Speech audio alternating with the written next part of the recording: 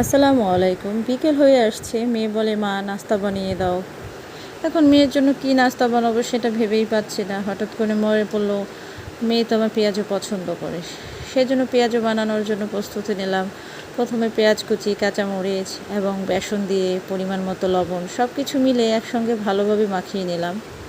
মাখানোর পরে মনে হচ্ছে আমার একটু বেসন কম হয়ে গিয়েছে, সেজন্য আবার কিছুটা বেসন পরিমাণ মতো দিয়ে দিলাম। তারপরে আবারও ভালোভাবে মাখিয়ে নিলাম।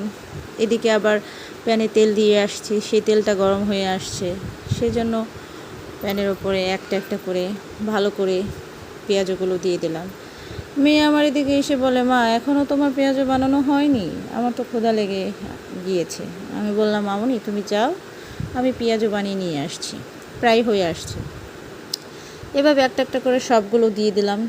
তারপরে পেঁয়াজটা ভালোভাবে উল্টিয়ে পাল্টিয়ে দেখতে থাকলাম। পেঁয়াজটা আমার মুচমুচেই হয়েছে, দেখতে ভালো।